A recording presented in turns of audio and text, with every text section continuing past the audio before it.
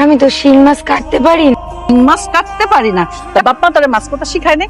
শিখাইবো কই থেকে? তোর মা বলে আগেই মইরা গেছে, আর তোর বাপে কেমনে মাছ কোটা শিখাইবো? তোর বাপে তো বাজারে যায় মাছ টোকাইতে। মন খারাপ করে বসে আছো, মা কি তোমাকে কিছু বলছে? আমার মতো বিধবা মায়ের আবার কিসের কষ্ট? আমার মতো বিধবা মায়ের বিয়া করে এত সুন্দর একটা সংসার দিছেন, এটাই তো আমার কাছে অনেক।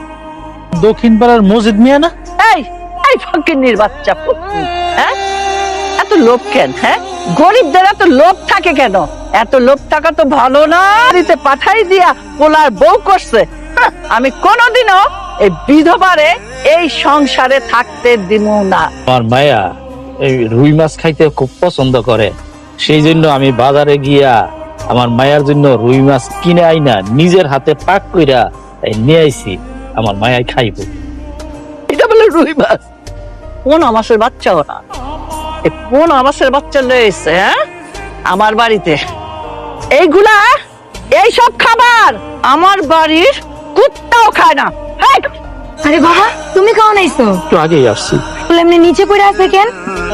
আমার হাত থেকে পড়ে গেছে। রুই মাছ খুব পছন্দ করতি, সেই জন্য আমি বাজারে গিয়া রুই মাছ কিনা নিজের হাতে পাক করা তোরে খাওয়াই মোবাইলা নিয়ে আসছিলাম, কিন্তু তোর কি কপাল দেখ, আমি তোরে রুই মাছটা খাওয়াইতেই পারলাম না, হাত থেকে পড়ে গেল। আর নাকামি করতে হবে না, বহুত নাটক দেখছি। আসো ভিতরে আসো। ভিতরে যাবো না, তোরে দেখতে আসছিলাম, আমার দেখা শেষ হয়ে গেছে। আমি নিজে গরম করে আনছি, তুমি দুধটা খাও। আমি তো দুধ খাই না, আমার অ্যালার্জি আছে, সত্যি আমি দুধ খাই না। না রে বাবা, তোর বউ দুধ দিছে, আমি দুধ খাবো না। দুধ খাইতে বলতেছে, ভালো কথা, খাও।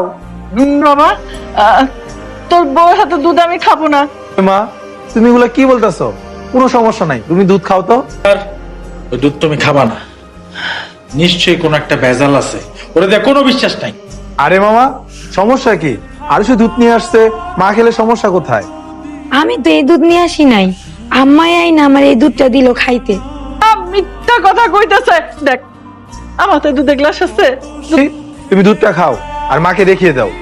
না, আমি এই দুধ খাবো না। দেখছিস বাবা, দেখছিস?